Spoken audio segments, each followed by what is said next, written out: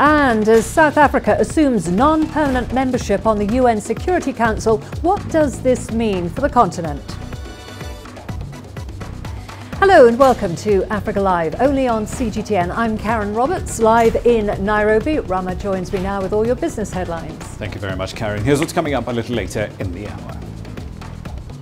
Egypt's cabinet settles down to fine-tune the budget for the 2019-2020 fiscal year. And Sudan's central bank is struggling to stem inflation amid protests from the public. We'll have the details on those stories and lots more coming your way in the course of the hour. For now, though, let's start with the latest in current affairs with Karen. Thank you very much, Rama. The African Union has endorsed the national election that took place in the Democratic Republic of Congo on Sunday. It says the poll was comparatively well managed and voting was relatively smooth, despite a number of logistical problems and some violence. However, the AU has criticised the exclusion of some of the voters from the poll in areas facing an Ebola outbreak and armed conflict. The official results of the election are expected on the 6th of January amidst a shutdown in internet services that the government says is meant to avoid the spread of unofficial results. Well, many are anxiously waiting for the election results in the Democratic Republic of Congo. Results are yet to be published, but the country's electoral commission is calling for patience, saying that the process must be well managed to avoid misinterpretation. Many Congolese were unable to vote in the Democratic Republic of Congo due to an Ebola outbreak, conflict and logistical problems. There has also been some delays in publishing the results.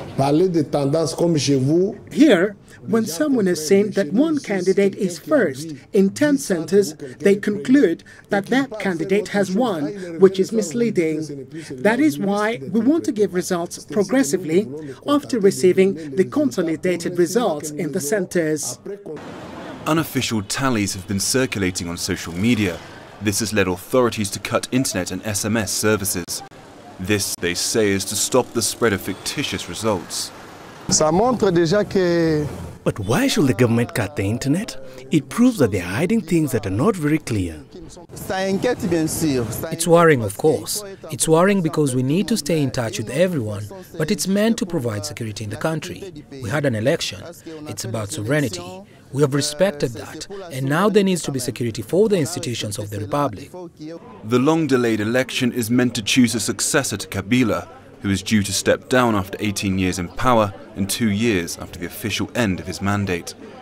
Oliver Jarvis, CGTN. Well, still in the DRC, hundreds of refugees are crossing into Uganda from Congo in the aftermath of the country's presidential election. This has heightened concerns about the possible cross-border spread of Ebola. The Red Cross in Uganda says the influx started the day after Sunday's vote, and since then dozens at a time have been arriving. Congo's government cited Ebola in the country's northeast as a reason to postpone elections in that area in March. Well, for more on this, we are now joined by CGTN's Michael Baleke, who is in Kampala for us. Michael, can you give us more detail about what is happening on the ground there? Hello, Karen. We have seen a significant build-up of security at the Uganda-DR Congo border. The Uganda military and the police have deployed more servicemen and women at all entry points following the violence, which was sparked off, of course, by the exclusion of some parts of the DRC from the polls due to the Ebola disease. On Monday this week, after the polls, the Uganda Red Cross registered a rise in the number of people who wanted to enter Uganda, fearing they would be caught up by the violence. We also know that demonstrations overrun, and this, of course, because of this build-up, these demonstrators overran Ebola camps in the DRC, and some Ebola patients were actually forced out of these centers. A fear that these people may now be in the communities, possibly spreading the disease, and probably some of them may find their way across the border to Uganda. Karen? And Michael, how prepared is Uganda? We know the country has intensified its Ebola screening. What other measures is the country taking? Since the outbreak of Ebola, Karen, in the mid of last year, Uganda has been prepared not only to receive patients, but also to screen everyone coming into the country at all border points along the borderline with Uganda and Congo. But the biggest has been sensitization of the communities. There has been a lot of sensitization within Uganda to be able to identify signs and symptoms of the Ebola disease in all communities bordering Uganda and Congo. And I would want to say that Uganda has not yet registered any Ebola case since the outbreak in Congo. And the country recently, early in December, decided to use the Ebola vaccine, but to protect frontline medical personnel. But the biggest issue has been sensitization. And finally, Michael, with this sudden influx of people and with the potential of Ebola crossing over the border, what kind of assistance does Uganda need at this point? Uganda has been working with the World Health Organization, it has been working with the Red Cross and some development partners. And the biggest assistance the Uganda Red Cross says is people need to know that Ebola is within them. So what they need is money to help sensitize more people in Uganda, even more people across the border in Congo. So what they need is money. Uganda, I would say, has so many porous borders and needs extra help in screening services. Some people go through footpaths to enter the country. And this is the reason Uganda has deployed the military and the police to implement this screening. Everyone who comes into the country has to be screened. Those who don't want to be screened are now being turned back into Congo. Everyone has to be screened. But what they need is sensitization. And most of these people are business people who keep crossing the border to and from. But the issue has been sensitization, and that's the most help that Uganda needs currently. Okay, thank you very much for that update. That was CGTN's Michael Baleke there in Kampala for us. Moving on to other news now.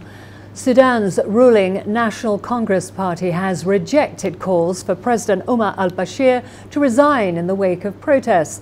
The NCP argues that this would be contrary to the national consensus reached after dialogue in 2016. This followed defections of several political entities from the ruling coalition who joined opposition parties and protesters. Bashir refuses to resign, offering to investigate the violent protests. Meanwhile, Sudan's largest opposition bloc has joined calls for President Omar al-Bashir to step down. The leader of the coalition, Mubarak al-Fadel, says that the front supports the demands of protesters for President al-Bashir to step down and insists that it will move forward to ensure the crisis in the country is resolved. The coalition has also announced that it will support and participate in the current demonstrations. In Somalia, the government has ordered the top United Nations official in the country to leave. Nicholas Haysom, who is the special representative of the UN Secretary General for Somalia, has been accused of interfering with Somalia's national sovereignty. That's according to a statement released by the Ministry of Foreign Affairs. The UN official has been effectively declared persona non grata. The decision from the Somali government comes just days after Haysom raised concerns about the actions of UN-supported Somali security forces. Meanwhile, Somalia's judicial reforms are facing a major impediment after it emerged that al-Shabaab operates rival courts to that of the government. From Mogadishu, CGTN's Abdulaziz Billo reports now on why the latest revelation has angered Somali authorities. Authorities in Somalia have warned locals against seeking justice in militant-controlled areas. Al-Shabaab maintains a huge presence in rural farmlands near major cities, operating makeshift courts to address cases related to business, marriage, inheritance, and land ownership. Among those it targets include members of the business community, teachers, and mostly women and children seeking justice from their husbands in case of divorce or separation. It is unacceptable to travel to al-Shabaab-controlled areas to seek justice. Our courts are competent enough to handle all sorts of disputes. We have arrested and we will continue to crack down on individuals who have lost cases in our courts and go to al-Shabaab for sympathy. Last year, 7 school teachers were arrested north of Mogadishu after traveling to militant-controlled regions to discuss changing the school curriculum at private institutions to favor the group's ideology. Experts say that fear is the main reason as to why law courts travel to militant-controlled areas to seek justice. Cases solved by al-Shabaab courts are often solved in a short period of time compared to other courts. Decisions reached by these courts cannot be appealed, thus making it favorable for those seeking an end to lengthy cases. Last week, we sentenced 3 individuals for using fake documents in a court of law. We are warning citizens against going to al-Shabaab to seek justice. We will not tolerate such a practice. Last week, the country's president appointed 4 new judges to the Supreme Court in a move aimed at improving judicial decisions and allegations of corruption. More training has also been provided to prosecutors and judges as Mogadishu seeks to strengthen its justice sector and see a return of rule of law to the once lawless nation. Abdulaziz Bilo, CGTN, Mogadishu, Somalia.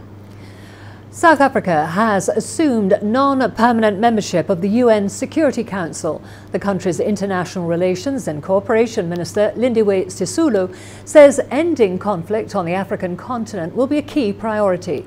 Other issues expected to be addressed include the plight of women and children in conflict areas and a coordinated response to the rise of extremist groups in Africa. Well, earlier we spoke to Professor Anthony van Niekerk, and he is a political and international relations expert in Johannesburg. You know, I think most of us know that the majority of armed conflicts and failed states happens in Africa, and yet Africa doesn't have a permanent seat on the Security Council of the United Nations. It's a glaring omission, an oversight, a gap. So each and every chance that Africa can get to have voice and representativity at the table where big decisions are made in terms of peace and security are to be welcomed. And so for South Africa, it's the 3rd time that it has the opportunity to play this role of giving voice to African concerns in terms of international, global peace and security issues. It's not on the path of South Africa or even the African continent to change the course of history, especially in 2019, when the real tensions seems to be growing between China and the Americas or the United States. Europe itself is in some form of identity crisis. Global security issues are rising. The Middle East, I think, will be a flashpoint going forward, particularly with Iran. We don't know what's happening to North Korea. There are a number, and of course terrorism and criminality are other issues. It's a difficult year that any country will face in its foreign policy, and particularly if you are expected to represent a collective of interests, namely the continent, the African continent, at the Security Council. So there are limits to what it is that we can do. The one useful and inspiring symbol that we have is that of Nelson Mandela, who stood for human rights, peace, security, human security in particular, the dignity of the individual, Africa's role in the world. And so we have an anchor around which we can build these partnerships that I'm talking about. And I think the South African government, in partnership, will focus on the flashpoints on the continent, which are, as we speak, happening. The DRC is a source of great concern, not only the Democratic Republic of the Congo, but I would say the Great Lakes region in particular, South Sudan, but other flashpoints. Somalia comes to mind, Mali, Lesotho in our own South African backyard seems to be struggling, and so on. So these are the issues on the Security Council agenda that requires immediate attention. Beyond that, I think there's a number of other issues, thematic issues that we need to pay attention to, again, in partnership with our colleagues in Africa, through the African Union, but also elsewhere in the world. Terrorism, for example, is a scourge that needs attention from all. The problem with cybersecurity is another one, and criminality that needs attention from all.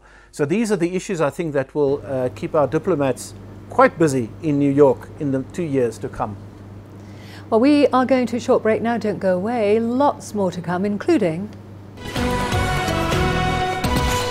Police break election protest in Madagascar. And Chinese President Xi Jinping stresses peaceful reunification with Taiwan. You don't find the stories of North Africa by sitting on the sidelines. You've got to get out, go there, and you'll find them. In the bazaars of Casablanca. Among the crowds in Cairo. Who come to visit Cairo, the ancient capital of Egypt. Along the waters of the Nile. Along the sands of the Sahara. No one else will take you where we can in North Africa. No one else will show you what it's all about. CGTN, see the difference.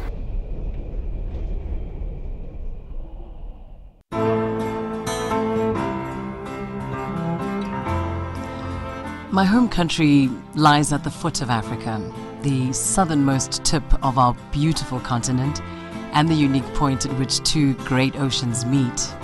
Now on a clear day in Cape Town, you can just make out Robben Island, the place where Nelson Mandela was jailed for so long. South Africa has changed so much in the years since then, but it is this country's history that shaped me and took me into reporting.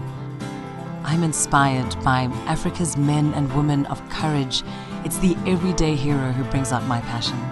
The creatives, the decision makers, the risk takers who are shaping a bright African future. I see them in Cape Town. I see them in the pulsating city of Johannesburg. I see them across the continent, and I know our time has come. CGTN is a platform where African voices can speak for themselves and take their stories to the world. My name is Lindy Mtongana, and I'm a news anchor and reporter for CGTN.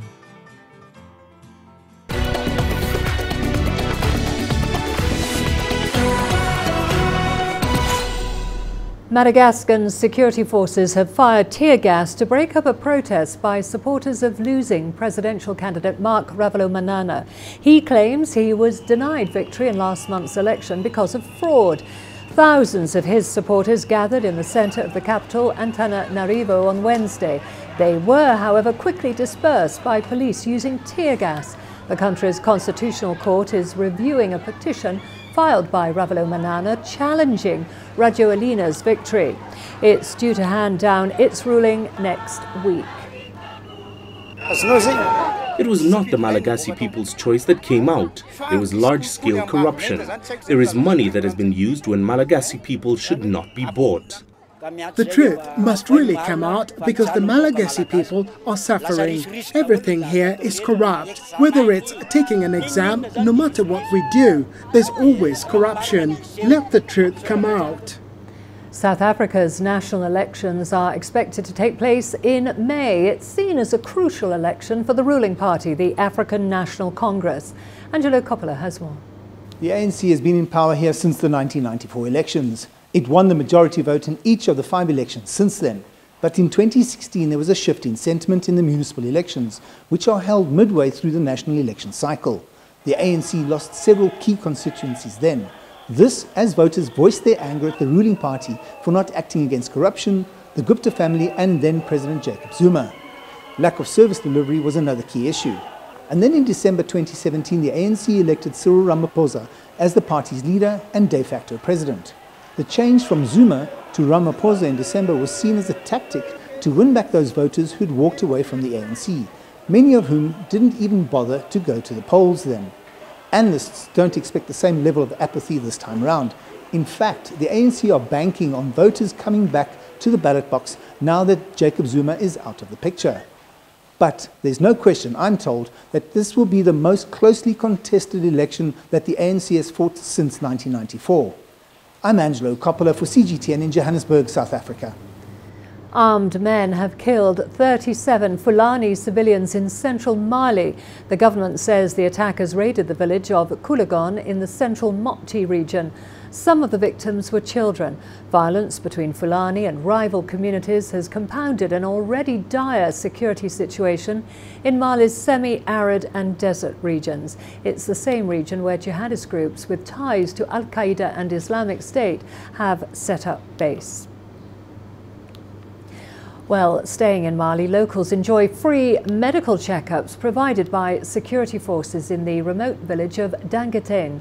Since the renewal of its mandate by the United Nations Security Council last June, the directive of the UN mission in Mali to protect civilians and their property has been extended to the centre of the country. Regular military operations have been intensified to secure different inaccessible areas. It is a security operation to support the civilian component of the mission while working. Their work is essential for the stabilization. It is a reconciliation project and the force is there to support them. Among some of the programs offered to locals by the security forces is access to health care. We are here in the voluntary and humanitarian framework to help remote populations to cover their immediate health needs. Since we do not have all the necessary paraphernalia, we do our best to thank some of the recurrent pathologies. As with many parts of Africa, health issues such as child malnutrition and eye diseases for the elderly are often neglected. We are treating mostly elderly people for articular chronic diseases like arthritis and particularly ocular problems. These are diseases that we cannot treat with our means. Diseases like cataracts, glaucoma, and other priority pathologies like more specific approaches. Among the beneficiaries of the free medical consultations was County Warren, a 62-year-old woman. After consultation, medications are prescribed and offered. After being consulted by the doctor, I feel relieved. I have been consulted by a doctor. He did a good job. The unprecedented scale of violence started in the country in 2012 and led to widespread displacement and recurrence of human rights violations against civilians living in this area. The violence began when separatist Tuareg rebels seized large parts of the north of Mali, following a military coup in the capital Bamako, forcing thousands to flee. Nobody or no party can negate the natural attachment and national identity shared by people of the two sides, featuring our deep blood bonds and affinity to each other. In his speech, President Xi stressed that Chinese matters should be decided by the Chinese people. The issue of Taiwan is part of China's domestic policies. It is in the core interest of China and concerns the feelings of the Chinese people. Any foreign interference is intolerable. President Xi also said though the two sides have different social systems, it will not stop the reunification process. One country, two systems was raised to accommodate Taiwan's reality and safeguard the interests and benefits of Taiwan compatriots. President Xi warned that China reserved the right to use all necessary measures against intervention by any outside forces, as well as activities by the very few Taiwan independent separatists. However, he emphasized that such measures will absolutely not be applied to Taiwan compatriots. Talks are open to all interested in peaceful negotiations. Only by replacing confrontation with dialogue, replacing disputes with cooperation, replacing zero-sum games with win-win outcomes, can our cross-strait relations enjoy long-term stability. He stressed reunification is a historical conclusion drawn over the past 70 years of the development of cross-strait relations and a must for the rejuvenation of the Chinese nation in a new era. The gathering expresses good wishes for the better cross-strait relation and will lay a more solid foundation for the peaceful reunification of China. Zheng Yibing, CGTN, Beijing. Chinese President Xi Jinping has outlined 5 proposals to solve the Taiwan issue. First, making joint efforts for national rejuvenation and peaceful reunification. Second, the one country, two systems policy, the best solution, as it allows Taiwan to keep its current social system unchanged upon unification. Third, adhering to the One China principle, stressing that the mainland and Taiwan belong to one China. Fourth, deepening integration between the two sides to lay the foundation for reunification. And fifth, connecting hearts and promoting people-to-people exchanges across the strait. Let's turn to Russia now, where local officials say 14 people are confirmed dead from Monday's gas explosion at an apartment building in the city of Magnitogorsk, which is over 1,000 miles east of the capital, Moscow. This came as rescuers continue to pull bodies from the rubble. So far, 5 people have been rescued, including an 11-month-old baby boy. Reports suggest the infant was found in the rubble after 35 hours in the freezing cold. He's been transferred to the Russian capital to receive medical help. The blast damaged nearly 50 homes and left dozens of people homeless over the new year. We go to Brazil now, where Jair Bolsonaro has been sworn in as the 38th president amid concerns that his radical views could isolate Latin America's biggest economy. Lucrecia Franco reports now from Brasilia. Tens of thousands of Brazilians attended the swearing-in of right-wing firebrand Jair Bolsonaro as their new president in the country's capital, Brasilia. There was tight security as his motorcade made its way along wide promenades amid pomp and regalia. Expectations were high among his supporters. I hope that Jair Bolsonaro is going to improve the economy and the public security. That were his biggest campaign promises. Thank God we are getting rid of the leftists that mocked the Brazilian people and destroyed our economy. Thank God Bolsonaro was elected. Speaking at the National Congress, the 63-year-old former army captain called for unity.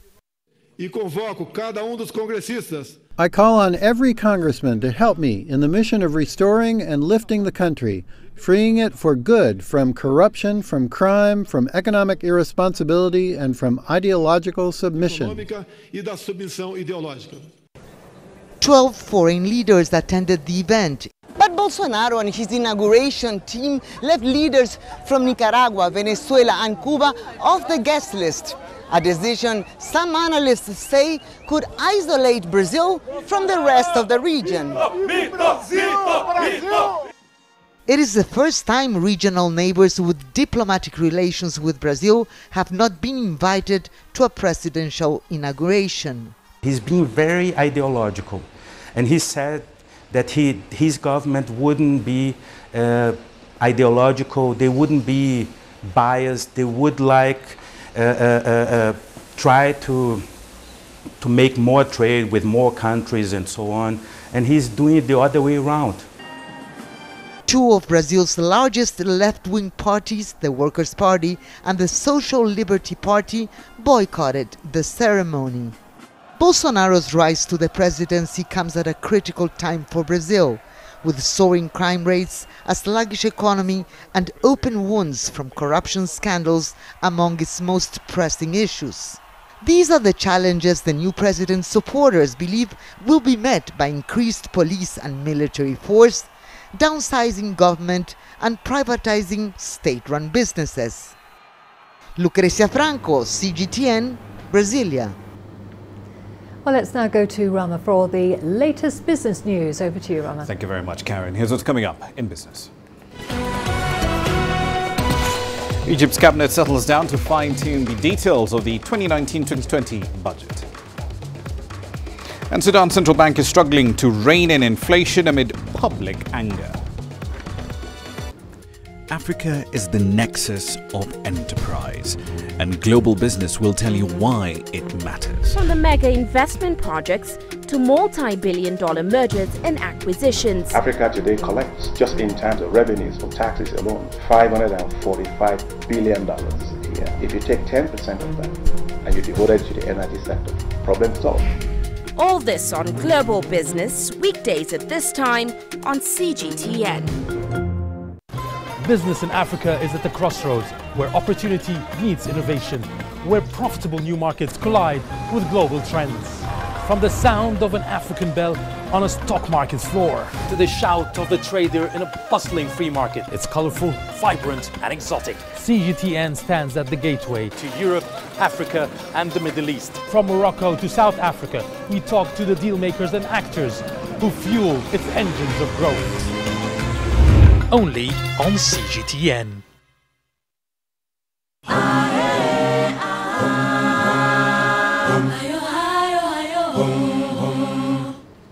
Let's start up north in Egypt, where the country's Prime Minister has presided over a meeting to review the country's draft budget for the 2019-2020 fiscal year. Now, the next spending plan covers July 2019 to June 2020. It emphasizes spending on healthcare and education. It also aims to cut the fiscal deficit to about 7% of GDP, compared to 8.4% in the current fiscal year. Bringing down the country's debt-to-GDP ratio is also expected to boost the competitiveness of the North African economy, alongside efforts to reduce inflation and headline interest rates as well. Still in Egypt, the Ain Shams University has signed an agreement with China's Renmin University to establish the Belt and Road Research Center in Cairo. Here's CGTN's Yasser Hakim explaining what its goals are. It's the third of its kind in the world. The other two Belt and Road Research Centers are in Luxembourg and Russia. The center in Cairo aims at providing research studies on increasing cooperation between China and Egypt. We have been in talks for a year with Renmin University, the top university in China, and succeeded finally to agree on establishing together this research center. The contract was signed in China, and we have formed the board here, including the best experts in business, economy, law and Chinese studies, to ensure the high-quality service we are targeting. The center will provide reports to the Chinese and Egyptian governments, state institutions, as well as businesses.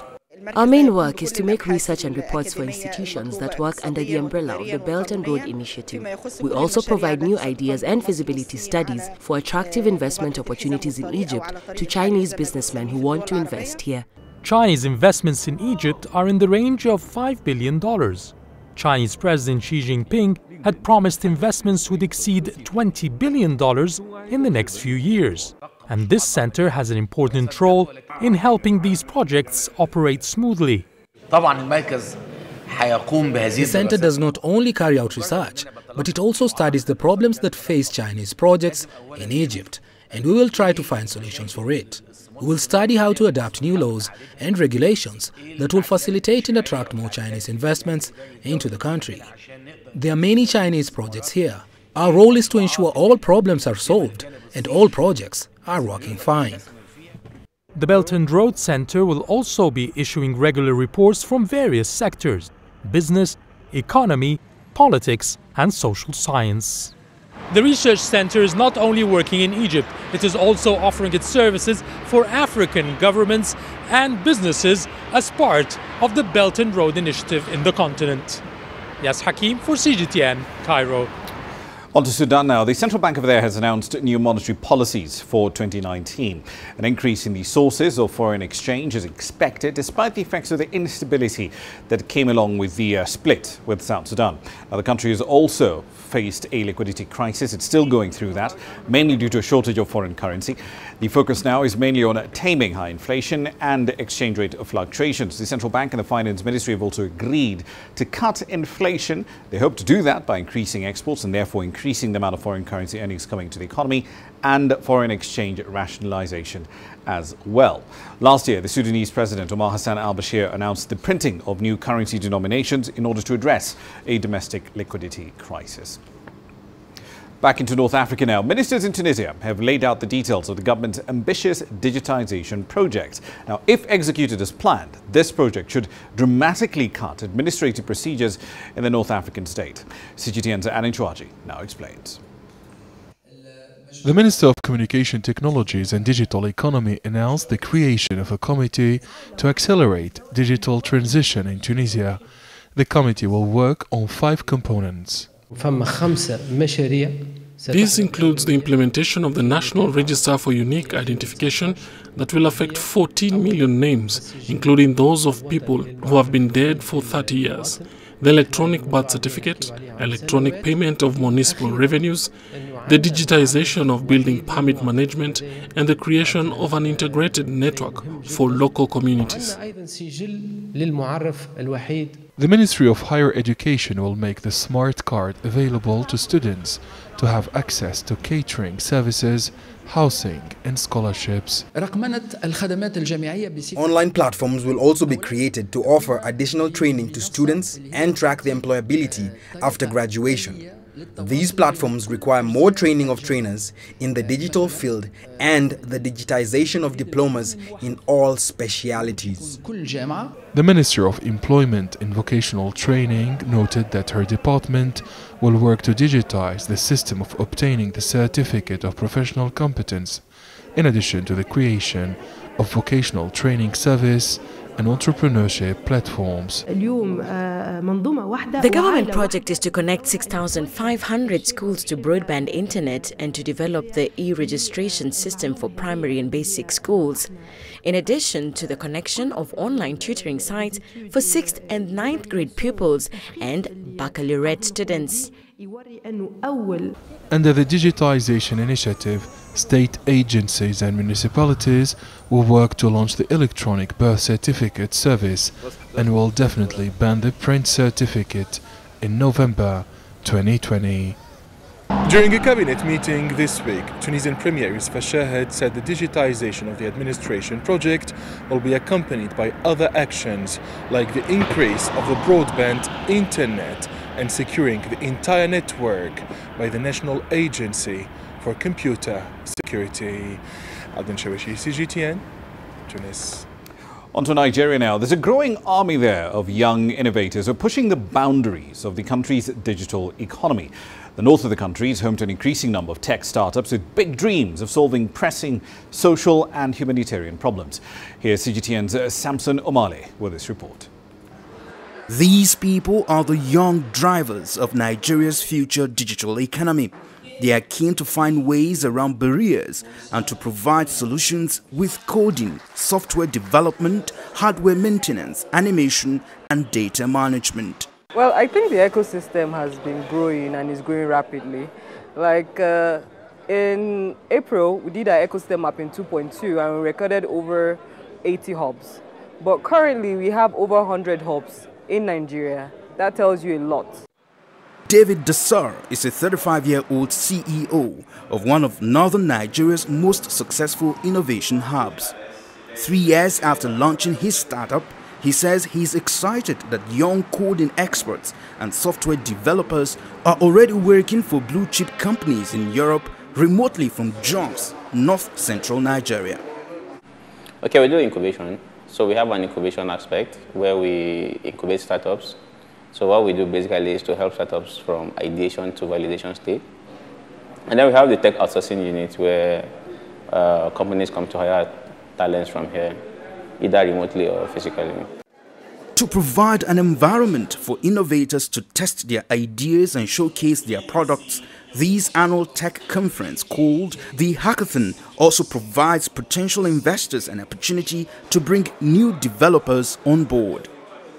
Technology and innovation are transforming Nigeria's entrepreneurship models. Experts say this tech revolution can reshape Nigeria's economy if and only if government provides the right kind of support.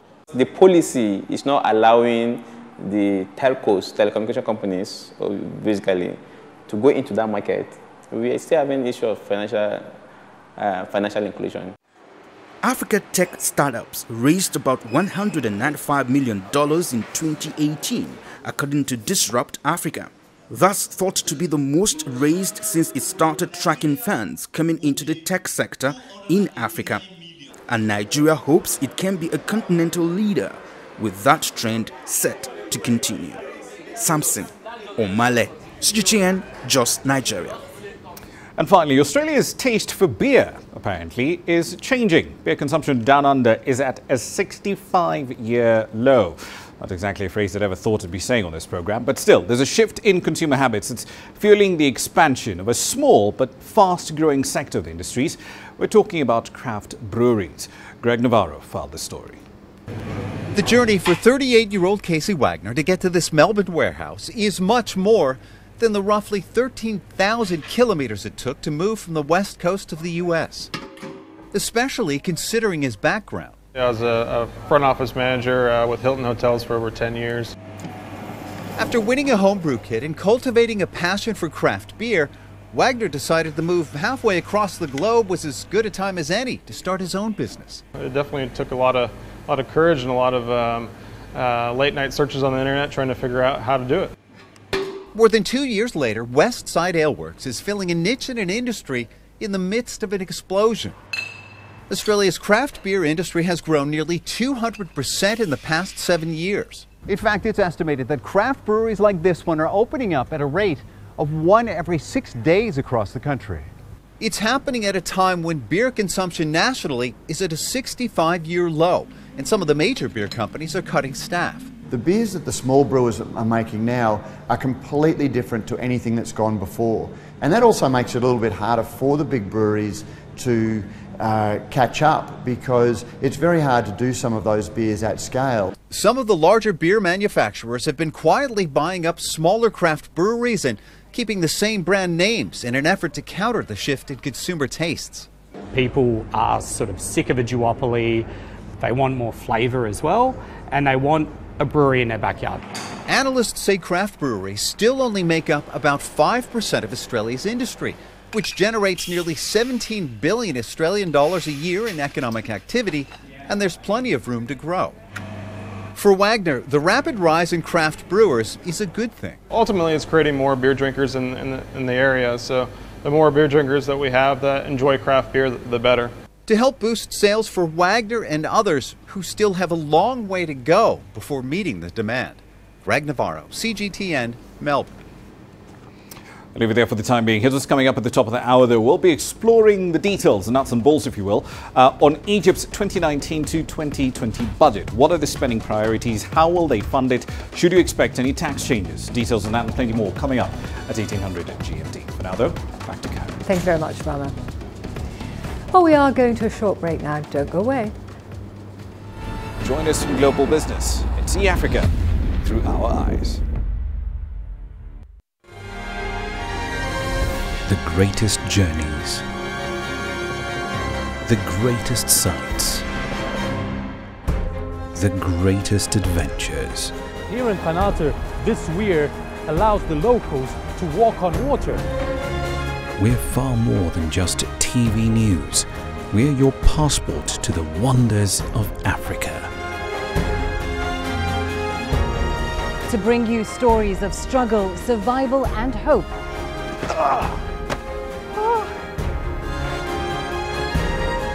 So let's explore.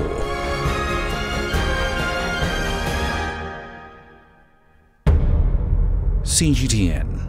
See the difference.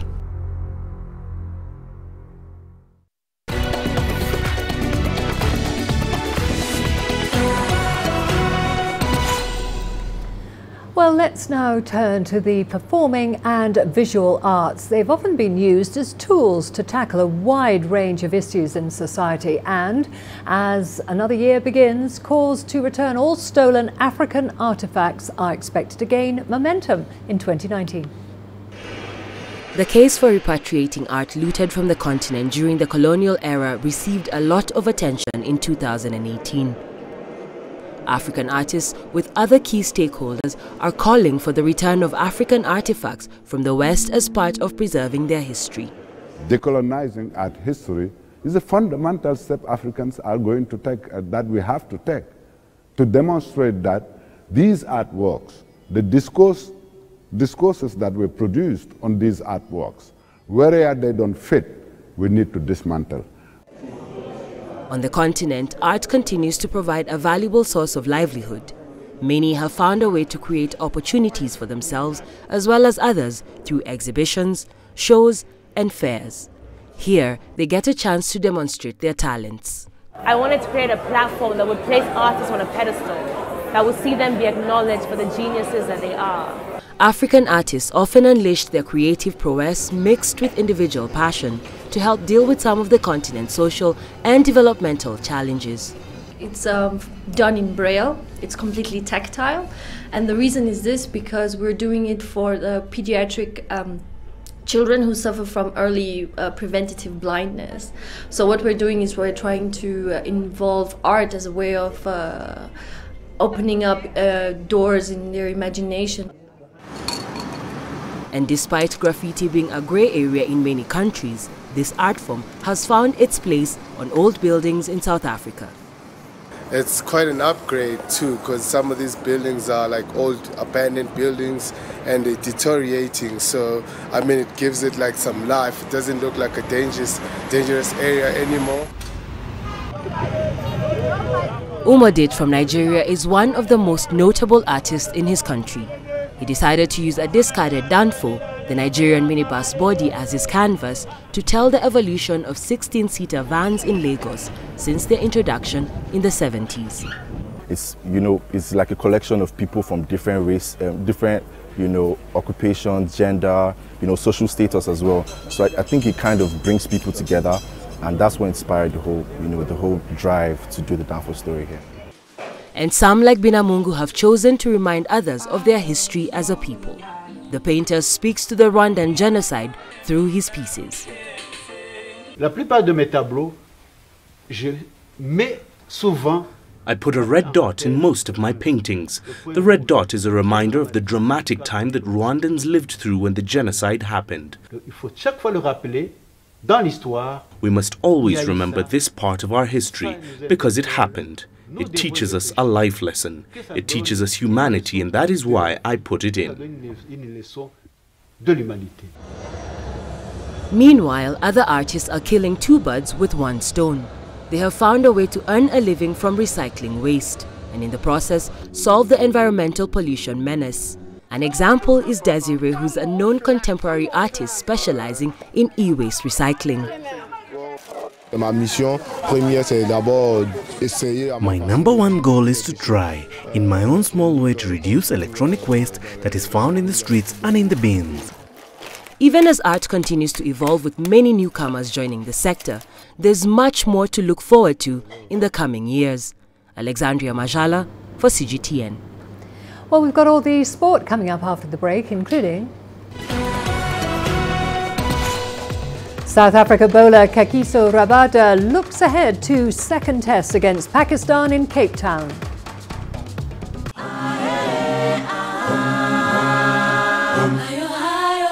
Oh